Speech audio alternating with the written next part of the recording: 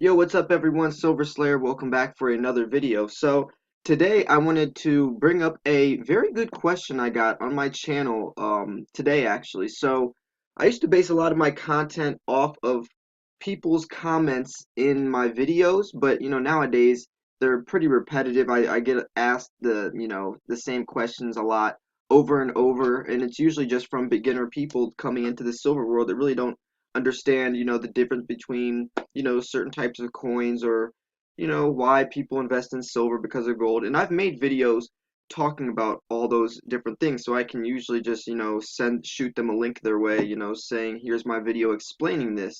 But I got a pretty interesting comment today from someone asking a curious question, actually two questions, and I felt like it'd be a great video to respond instead of just responding as a comment. I feel like it'd be very beneficial because it's a pretty good comment. So let's read this here. So he says, the question is, when the price of silver goes up, and some say it's going to be substantially, who's going to buy it? People and investors want to get in when the price is low, but if the price goes up and it's peaked, who's going to buy it? I'm not being a troll, it's an honest question. Another one is, if the dollar goes way out of the cocoa bird, what are you going to sell it for? So that was a really good question. That it makes sense on you know well, there always has to be someone on the other side of the fence that's gonna buy it when it's high, and we're gonna be the ones taking all the riches. And the thing is you have to look at the situations when you're going to be selling it. You have to put yourself in the shoes of, if the price of silver was to go to $100, what's happening in the economy that's making it worth that much?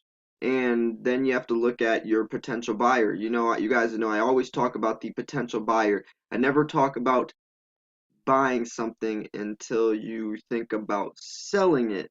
And if you're thinking about selling it, you have to wonder who you're going to sell it to. So there's several different ways you can go about this, but for this instance, we'll talk about bullion, since this is more of a, just as the metal content we're talking about selling. And if we were going to be selling silver for that high, there would have to be a demand, and for right now, that demand would be the uses of silver. Now, what are the uses of silver? Well, I have this graph right here. 35% of silver used in the USA right now is in electrical and electronics. 25% is coins and metals. 10% is photography. 6% is jewelry and silverware, and 24% is other. So, we know, well, I've made a video called The Industrial Uses of Silver, where I just went down a list of like 50 to 100 different uses of silver. Now, silver is not going anywhere, and even as we see in the new technological world, we need silver even more. We need it in cell phones, solar panels, dental alloys, everything. And that's only talking about, the technological world, not even the medical world, not even the jewelry and the everything else besides that we also use silver for. Just in the technological world alone, we know that silver is the most highly conductive metal for electricity, that conducts electricity, and it performs the best with superconductors. And superconductors are something that is the future of our technology.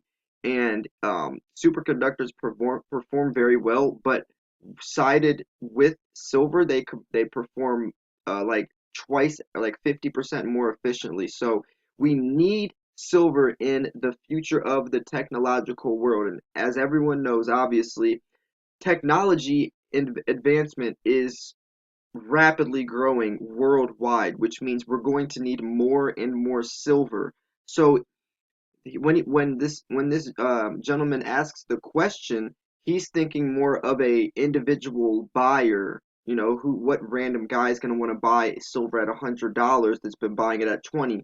Well, that's not really the way to think about this. It would be more of big business companies, and more of a market, a supply and demand market in technology. Now, I'm sure there'll still be people buying it that high that probably will think it will go higher, just like with Bitcoin right now up so high. There's still people that are buying it because they think it's going to keep going higher. even though they were also buying at 2,000 when now it's over 3,500.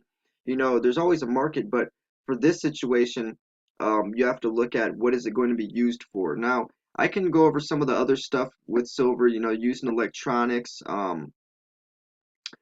several different things that people don't even think about, but we can talk right here. Nano silver with extremely small particles, provides a new frontier for technological innovation, requiring smaller amounts of silver to get the job done.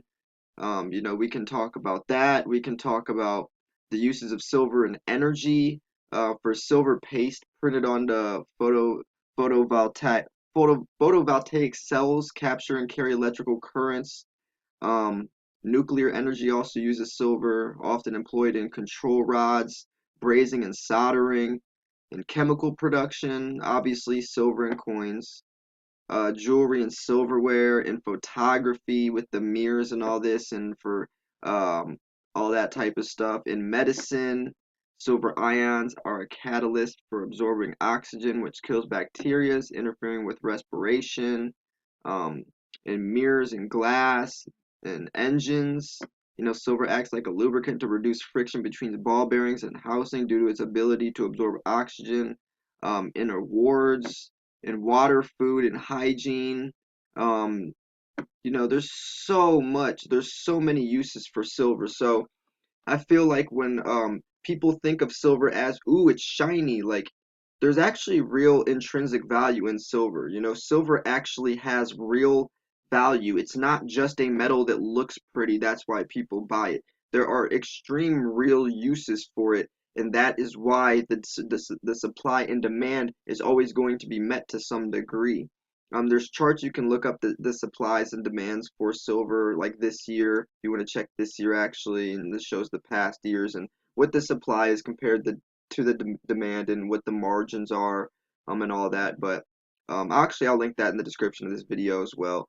But that was just a really good question. Then we can go on to the second part of the question where he asks, um, if the dollar goes way out of the cocoa bird, what are you going to sell it for? Well, see, we have to think about silver. Not we don't peg silver to the dollar. On my channel, at least, when we talk about silver, we don't talk about it compared to a dollar price, because fiat is basically worthless to us. We don't buy silver to one day just think about selling it for fiat currency. Because one, we buy silver because we don't want fiat. We don't want to, we want to invest our money into something that actually has value. And we know fiat currency doesn't really have value. The dollar's lost 98% of its purchasing power, and it's going to keep going, higher due to hyperinflation with the impregnated dollars being pumped, and, $20 trillion in debt from America. But so when we're talking about silver pegged to a dollar, that doesn't really register in my brain anymore. I think about silver as the sense of currency. So it would be silver versus silver, not silver versus a dollar, if you know what I mean.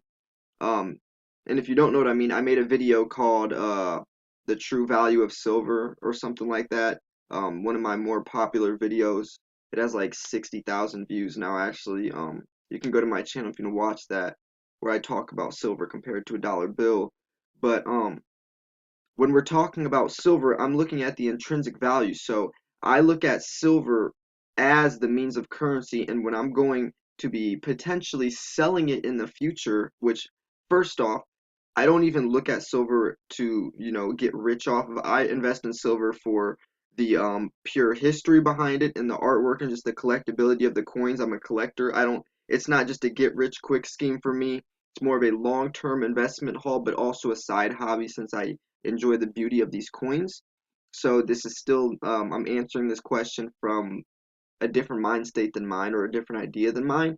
But still though, when you're looking at silver to as an investment to sell, it would be more of a medium, almost used as a dollar. Like if there was a future potential situation, you could trade your silver for whatever the case is, and that's why we have different denominations from, smaller 1 gram bars, 10th ounce coins, 5 gram coins to, 1 ounce to 100 ounces.